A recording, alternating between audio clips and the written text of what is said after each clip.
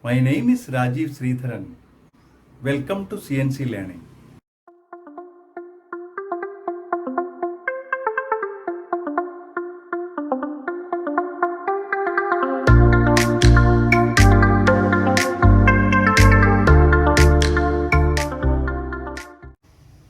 One of the most important thing in machining is choosing the right cutting parameters.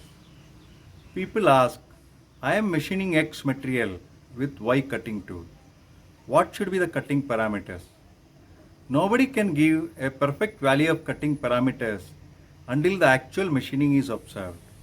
This is because of the so many factors affecting the machining parameters and machinability. Another important parameter is that you have to choose between lesser tool cost or lesser cutting time or a balance between both. A generally acceptable condition is lesser CPP. CPP is nothing but cost per part. Topics: factors affecting machinability, cutting parameters, deriving formula for cutting speed, insert shapes and relation to depth of cut, nose radius and relation to depth of cut, nose radius and feed rate, Taylor's equation of tool life, effect of cutting parameters on tool life, formula for RPM and constant cutting speed control, feed calculation, cutting time calculation, and conclusion. Factors affecting machinability: workpiece material, cutting tool type, machine rigidity, clamping, cutting parameters, cooling, machining type. Now let us see each item in detail. Workpiece material. There are different groups of workpiece material. Here in this picture you can see P, M, K, N, S, H, and the color code is also different. P stands for steel, M stands for stainless steel, K for cast iron, N for non-ferrous, S for super alloys, and H for hard materials. Now, depending on the material, the tool grade has to be different and the tool geometry has to be different. And accordingly, the cutting parameters also will differ. Now look at the machinability for various materials. If you see the carbon steel, free cutting steel, that will have the maximum machinability. So let us consider it as 100%. Then it will gradually go down when we travel from free cutting steel to carbon steel, alloy steel, stainless steel, titanium alloys, nickel based alloys, cobalt based alloys, and special high temperature alloys. Now let's see cutting tool materials. If we plot a graph with x-axis with toughness and y-axis with hardness. Now HSS and HSS cobalt tool material will be on the extreme right corner of toughness and the lowest of hardness. And slowly the toughness will reduce and hardness will increase. Carbide, coated carbide, cermet, ceramic, CBN. CBN is nothing but cubic boron nitride, which is now popularly used for doing hard part turning. Once upon a time, a hard part was machined by only grinding operation, whereas now you can do even the turning operation or milling operation using CBN inserts. PCD, nothing but polycrystalline diamond, it's a diamond. CVD is also a diamond. So diamond is having the maximum hardness and HSS is the least hardness material. But the other way around, if you see, HSS is having the maximum toughness and diamond is having the least toughness. So in most of the application, you need a combination of good toughness and good hardness. And depending upon the application, you need to differ. Where the material is more harder, you have to go to a harder choice. And when the material is material demands a tougher one, like interrupted cut, all those things, then you have to move towards a tougher grade or tougher tool material.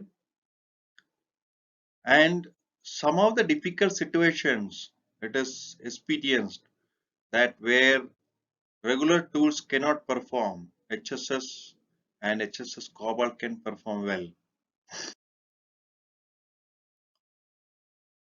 Let us see the cutting tool type. If you see the figure, you can see to the extreme left, you are seeing a round insert, and to the extreme right, you are seeing a VBMT ISO insert.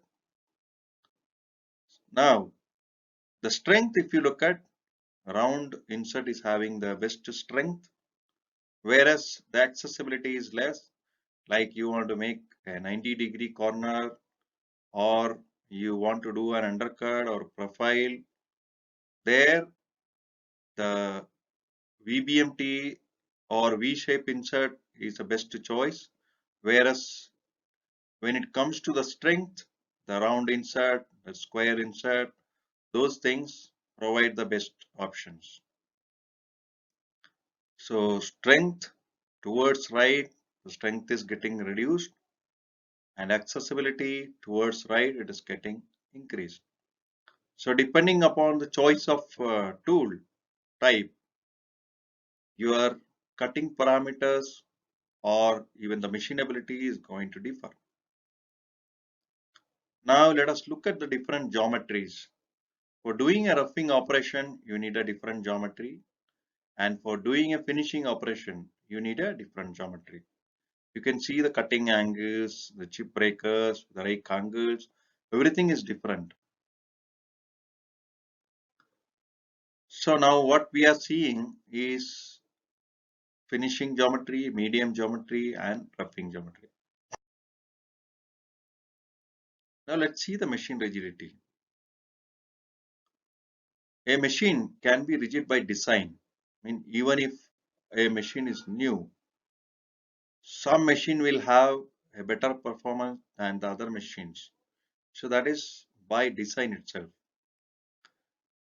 Then the rigidity of the machine in new condition and old condition is going to be different. A new machine will have a better strength, better rigidity, and an old machine will have some loss of rigidity, even though it is a good brand, a good machine. Over a period of time it will lose its rigidity. So depending upon the machine, your machinability and cutting parameters are going to be different. Now let's see the clamping. You need to see the type of clamping, clamping pressure, holding area. Suppose here clamping is a manual clamping and the clamping is hydraulic, it will have some difference. A hydraulic clamping will offer a better rigidity. Clamping pressure, if your part is solid, you can give a good clamping pressure and accordingly the cutting parameters can be better.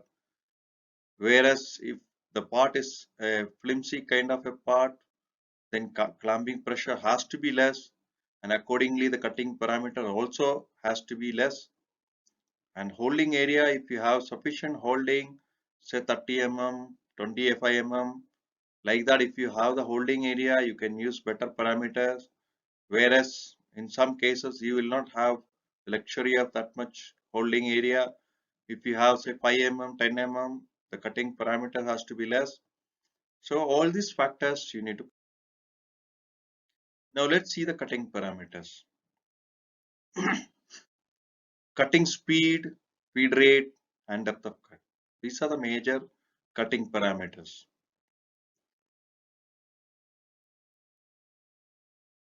Cooling.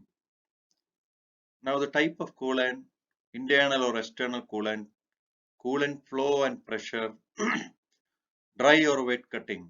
All these things will decide what kind of parameters you can use. Now in this the figure attached, you can see one tool is having a pointed coolant on the tip, whereas the other one, it is from an external source and it is falling on the insert, but when the position changes, the coolant falling on the insert also may differ. It may fall on other areas or sufficient quantity of coolant may not be there. So depending upon this coolant application, your cutting parameters has to be different. And coolant flow and pressure. If you have a better pressure, then you can use a better parameters and you will have a better chip breaking. Certain times you cannot use wet cutting. Even though most of the situations you need to use a wet cutting, some of the time you cannot use wet. Sometime it is advisable to use dry. So that also will affect your machinability and machining parameters and machining type. Now in these two figures, you can see the first one, a kind of gear, kind of teeth on the outer diameter. So when the tool cut on that, there will be a lot of interruption. So obviously the cutting parameters has to be less. The second one, you are seeing a thin walled part. So like a solid part, you cannot use the cutting parameters. Your entire strategy has to be different. So cutting parameters also will become less compared to a solid part machining.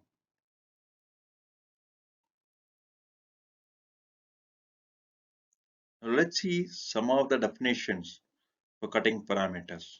Cutting depth. There are two sketches, one is for turning and one is for milling. And the AP, what you see in the sketch, there is a cutting depth and it can be defined as a cutting width perpendicular to direction of feed motion, and it is measured in millimeter or inches. Feed rate.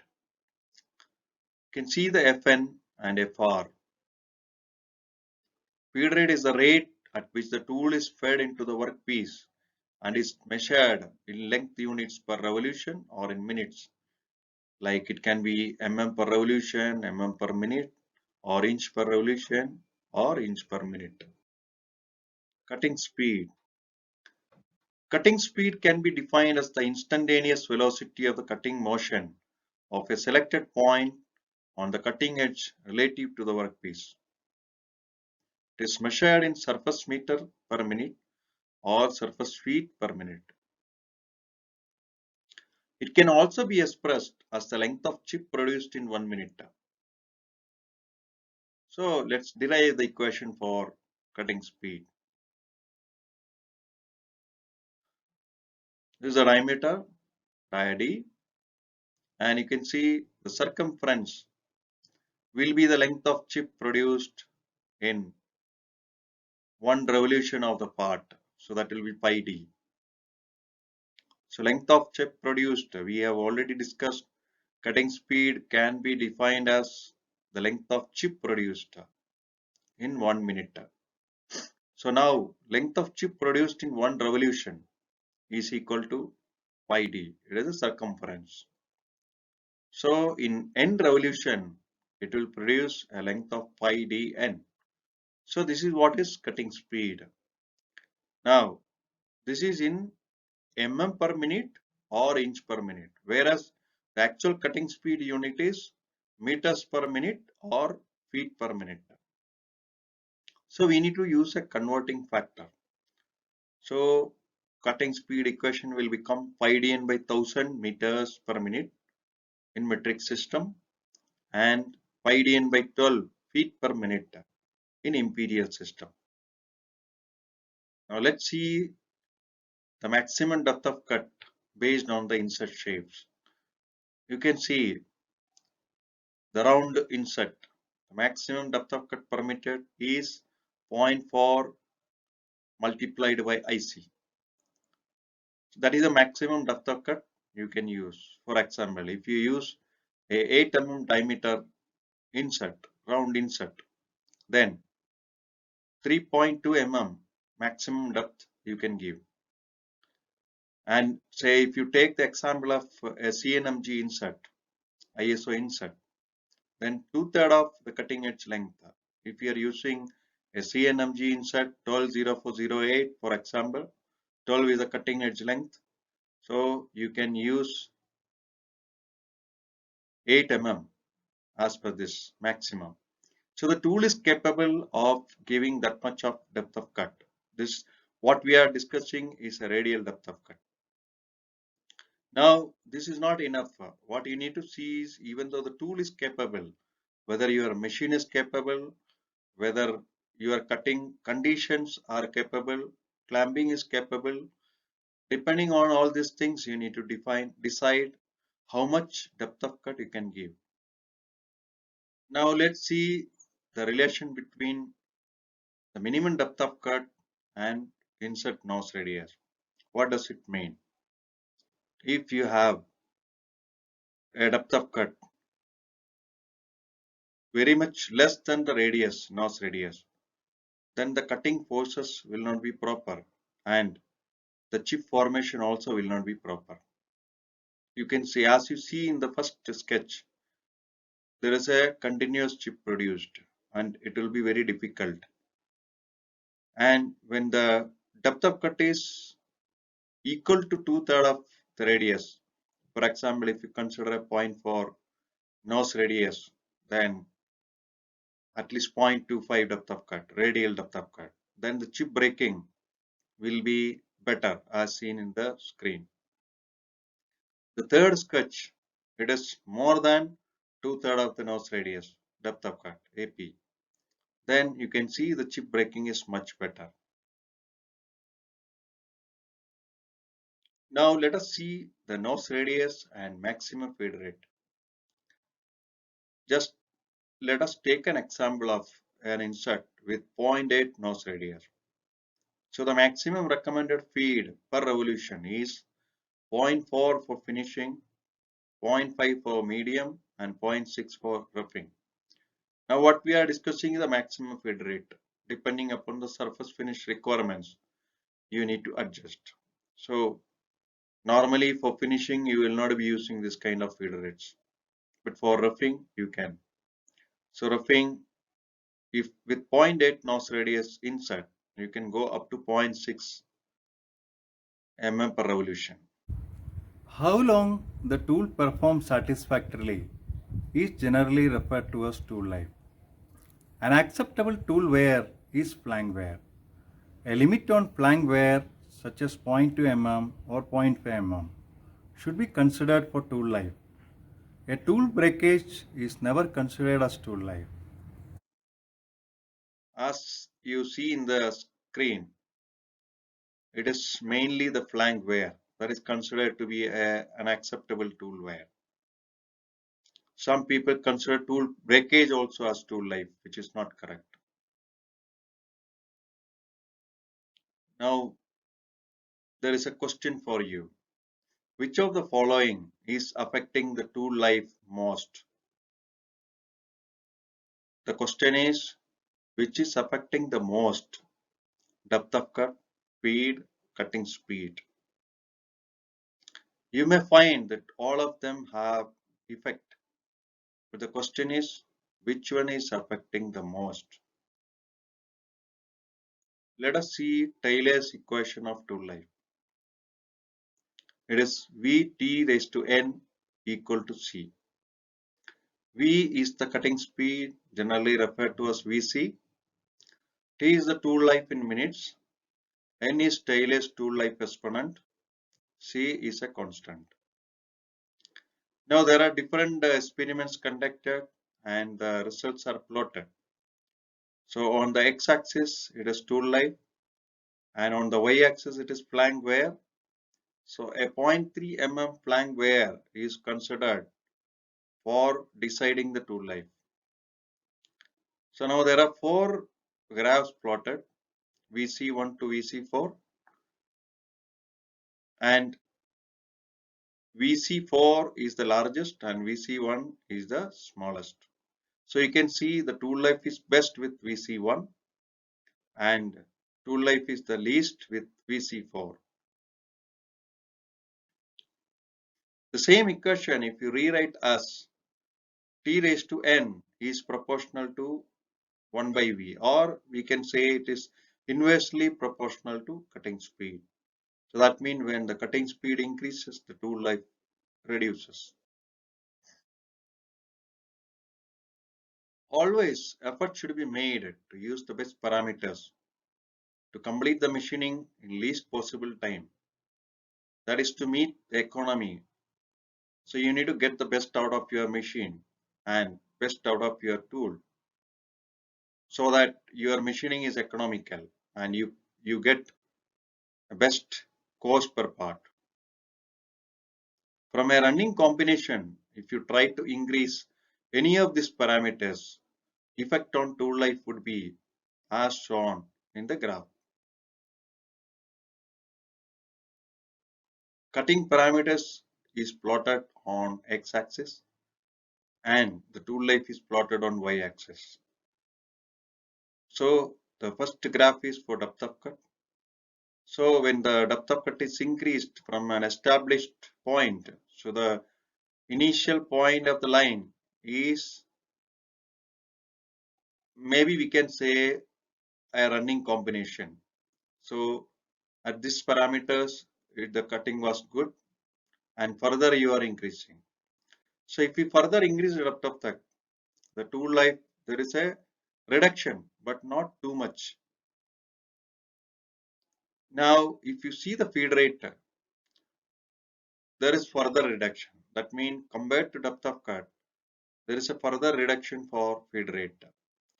So in between depth of cut and feed rate, the effect on the tool life is more with feed rate. Now let us see the effect of cutting speed on tool life. From that established parameters, when you increase the cutting speed further, there is a drastic reduction in tool life. These are all done by experiments.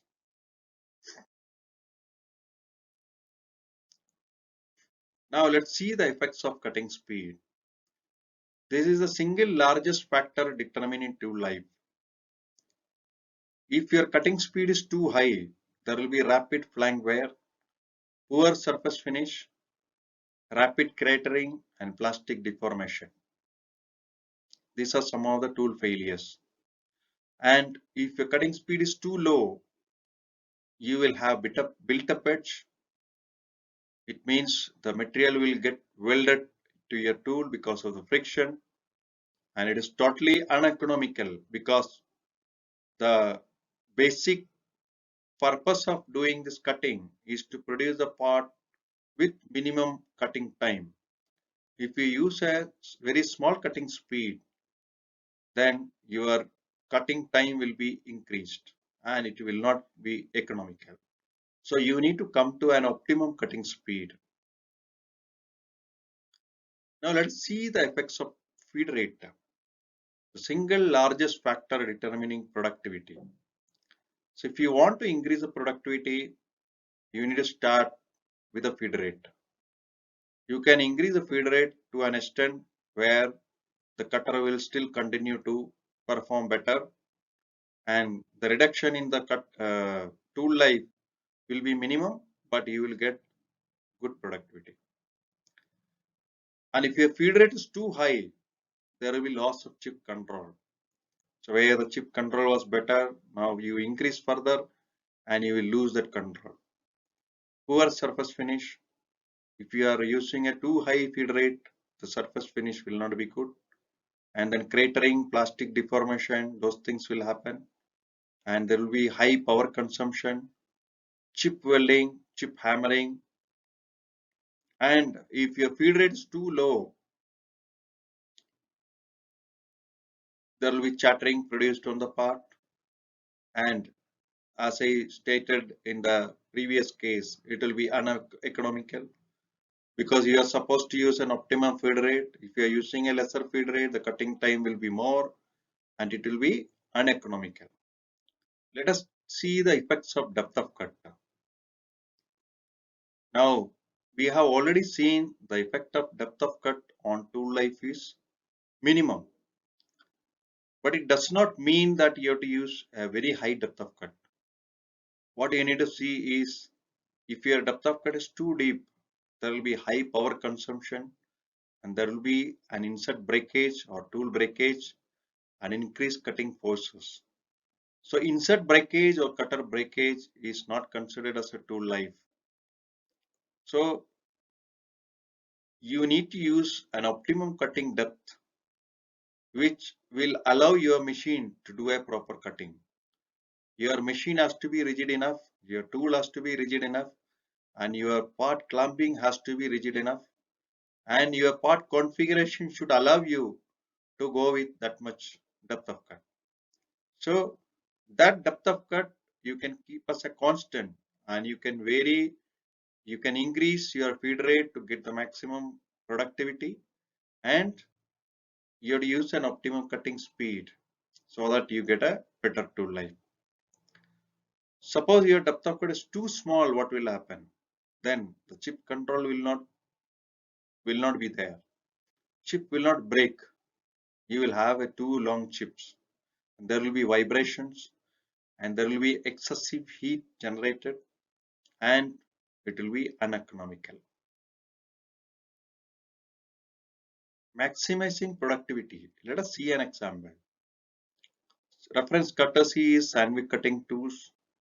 So in a low alloy steel with hardness HP 180, an insert of CNMG 432 PM 4225 grade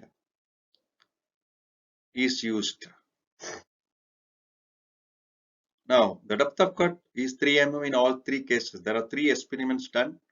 In all 3 cases, the depth of cut is 3 mm. Feed rate is 0.15, 0.3 and 0.6. And cutting speed is 425 meter per minute, 345 meter per minute and 275 meter per minute. And the results, if you see, Q is the volume of metal removed. It is, if you see the centimeter cube of chip removed in a minute. The first case with 3 mm depth of cut, 0.15 feed rate and 425 cutting speed, it is 191. Whereas you the last case with 3 mm same depth of cut with 0.5 feed rate and 275 cutting speed, the volume of chip removed is 412. So that means the maximum productivity is in that. So the conclusion is slowest cutting speed with the highest feed rate equals to highest productivity. So as I already told, these are the trials done by cutting tool manufacturers and these are the results. A conventional approach on cutting parameters was that of using a higher depth of cut. Later, it was replaced by high feed cutting. With high feed cutting, depth of cut used is less. Now, there is something called high performance cutting. In this method, complete flute length of the end mill will be used and cutting will be done with constant chip load. Tool life will be drastically improved with this method. Another advantage is that complete flute length will be utilized. Now let us see the constant RPM used on CNC controls. The cutting speed differs depending on the workpiece diameter. So now here we are using a constant RPM of 2000 RPM. There are two different diameters, 50 mm and 80 mm. So with the calculations, the first cutting speed would be 314, that is VC1. So the RPM is used same, 2000 RPM is used on both the diameters. That is what it is constant RPM. So the cutting speed, if you calculate on dia 50, it is 314 meters per minute, and on dia 80, it is 502 meters per minute. So you can see there is a change in the cutting speed when you use the constant RPM. Whereas the cutting tool is designed to use at a particular cutting speed, not an RPM. So even though your cutting tool can perform at 502 meters per minute, now you are limiting your machine or tool to cut at 314 meters per minute, which becomes an economic error.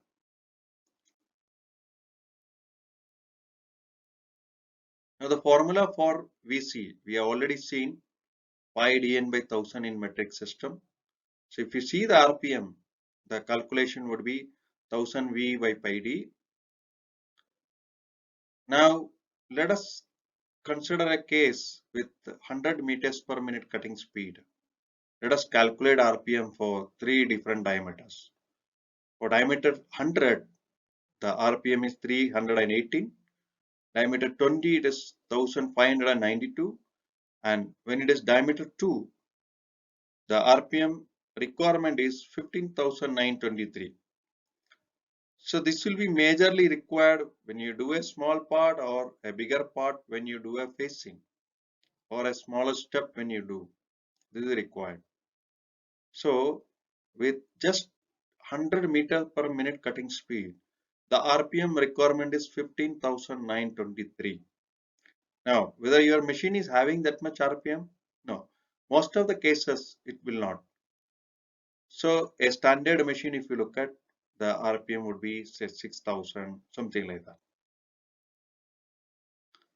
So now there is something called constant cutting speed control.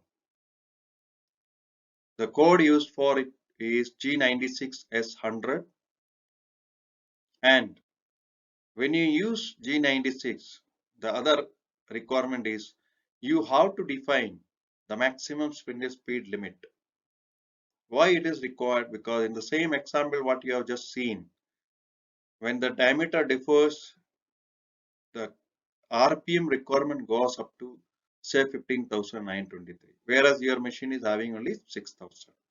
So what happened is when the tool moves to that diameter, the machine tries to achieve the required RPM, and actually in practical the machine will not be able to achieve it. So it will be using its maximum power.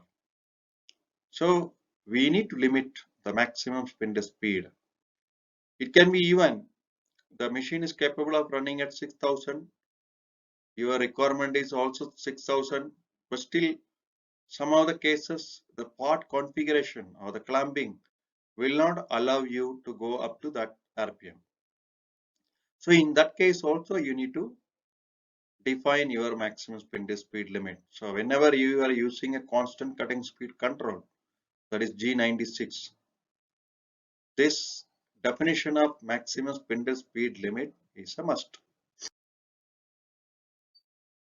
Now let's see feed rate. It is denoted by letter F. There are two kind of feed rate, mm per revolution and mm per minute. In turning centers, you will find that feed rate is defined in most of the cases as mm per revolution, that the tool advances that much mm in one revolution of the part, or in imperial system, if you see, it will be inches per revolution or inches per minute. In milling, it will be mm per minute or inches per minute. In 1 minute, how much distance you are moving. So the calculation for feed rate in mm per minute is feed rate in mm per revolution, that is Fn, multiplied by RPM, that is N. So Fn multiplied by N will give you the feed rate in mm per minute. And how do you calculate feed rate in mm per revolution? So from tool catalog, you can get the feed per tooth. Now the example what is shown in the figure is having 4 inserts. So the cutting feed per tooth FZ, say if it is whatever value it is, 0.1, 0.2 or zero point 0.4, whatever it is, multiplied by the number of tooth. In this case, there are 4. So assume that 0.25 is the feed rate you are choosing as feed per tooth. Then the feed per revolution would be 0.25 multiplied by 4. That means 1 mm per revolution in a milling cutter. So the table feed rate VF equals FZ multiplied by Z multiplied by N. So we have already seen FZ is the feed rate per tooth, Z is the number of teeth, and N is the RPM. All tool manufacturers will give range of values for cutting parameters. Start with medium values. See the cutting. Observe the chip formation, chip color, cutting sound and cutting load. Then optimize the parameters. For best productivity, use the best feed rate and depth of cut. Trying to increase the cutting speed will drastically reduce the tool life. Now let's see a catalog page. The reference courtesy is Sandvik cutting tools. I have taken for ISOP, that is steel. Now let's assume that we need to calculate the cutting parameters for an low alloy steel, hardened and tempered with specific cutting force 2050 and 350 Brenner hardness. So the grade selected is GC4315 and the corresponding chip thickness or the feed rate when the 90-degree tool is used, the chip thickness and the feed rate will be same almost. So the feed rate corresponding to that grade is 0.1 to 0.8 and with a middle feed rate of 0.4. So if you see the cutting speed range corresponding to this material and the grade selected is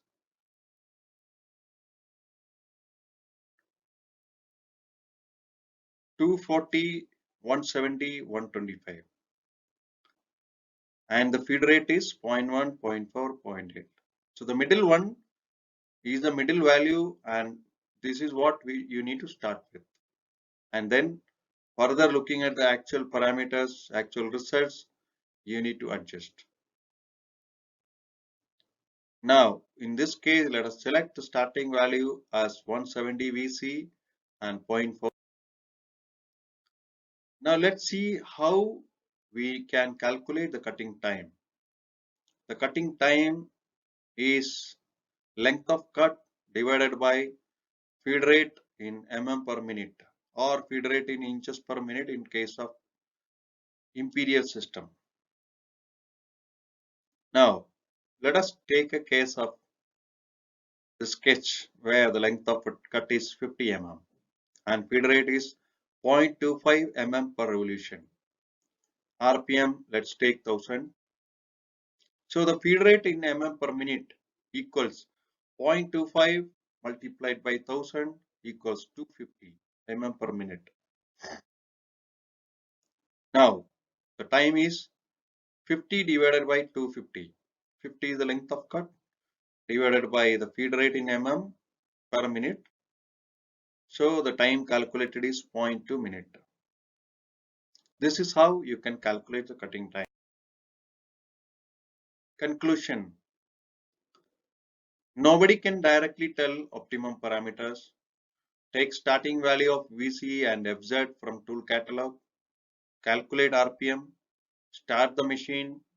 Listen to the cutting noise. Examine the chip color, chip formation, and based on those things, optimize the parameters further. Remember that you need to get the best from depth of cut and feed rate. Depth of cut you need to keep to a constant and then you can increase the feed rate because the effect of feed rate and depth of cut on tool life is minimum compared to that with cutting speed. So the increasing the VC should be the last, because to get the best productivity you need to play with the feed rates. I hope you enjoyed this video. If you have liked it, press like. Subscribe the channel for more such videos. Click the bell icon for getting notified on new videos. I will come with more videos like this. Bye for now.